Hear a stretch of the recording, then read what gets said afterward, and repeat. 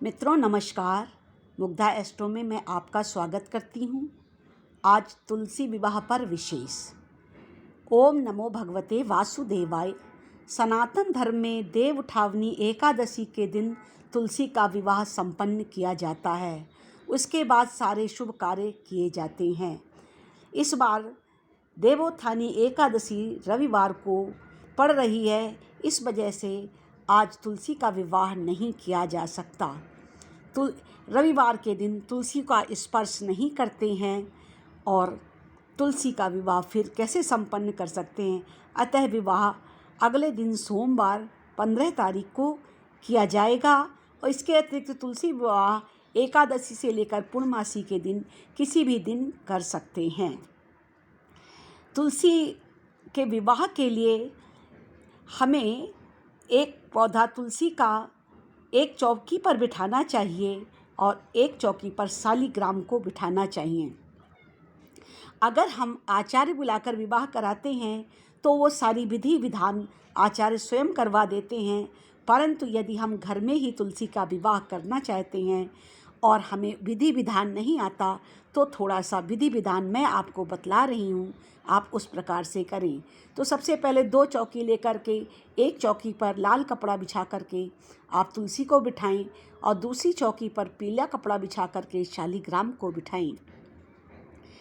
और उसके बाद कन्यादान करने की जो छोटी छोटी सामग्रियाँ होती हैं, यानी पूजा पाठ की जितनी भी सामग्रियाँ होती हैं, तुलसी विवाह में एक रिवाज ये भी है कि पूजा के बाद तुलसी को हम विदा करते हैं। तो जब हम किसी को विदा करते हैं तो उसको साथ में दान पुण्य सौभाग्य बढ़ाने वाली वस्तुएं उसे अवश्य देते हैं ताकि उसका जीवन खिला खिला रहे। यहाँ हम माता तुलसी और भगवान शालिग्राम का विवाह करा रहे हैं तो हम मंदिर में दान देंगे और कम से कम पंडित के लिए इतना दान तो दें कि वो कम से कम 1-2 बार उस अपने लिए भोजन पका के खा सके, कोई वस्त्र इत्यादि जो वो पहन सके, या कोई सोने चांदी की कोई वस्तु भी हम दान कर सकते हैं।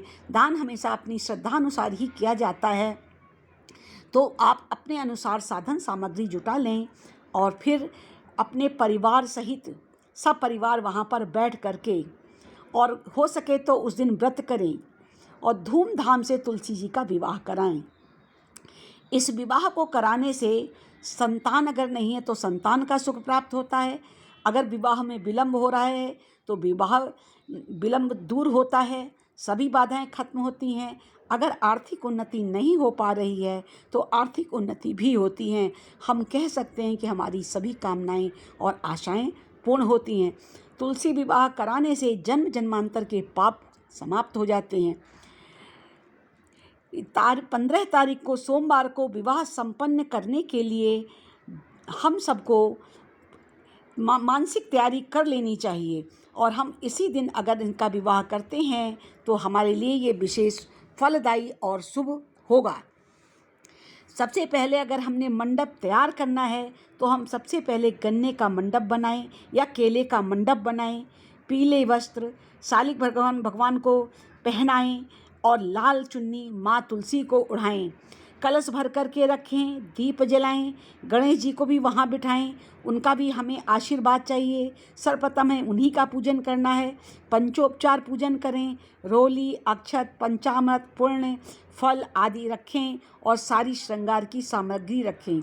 माँ को चुन्नी चढ़ाएं, मंत्र का जाप करें, ओम नमो भगवते वासुदेवाय मंत्र का जाप करें और तुलसी स्तोत्र का पाठ करें, विष्णु सहस्त्र नाम का पाठ करें। इसके अतिरिक्त ओम तुलसी दिव्य नमो नमः मंत्र का जाप करें। इसमें से जो कुछ भी आपको अपने अनुसार सरल लगे वो आप पाठ कर सकते हैं। इसके बाद शालिग्राम की चौकी उठा करके 7 बार तुलसी के गमले की परिक्रमा करें। पूजा के बाद परिवार में प्रसाद आदि का वितरण करें। परिवार के सभी सदस्य शामिल हों तो बहुत अच्छा रहता है। सब मिलकर विवाह कराएं। ये आनंद उत्सव है, शोभा बढ़ाएं।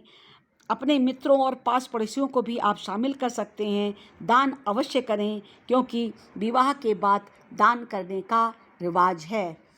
आशा करती हूँ कि आपको विवाह विधि पसंद आएगी और आज के लिए बस इतना ही। प्रणाम।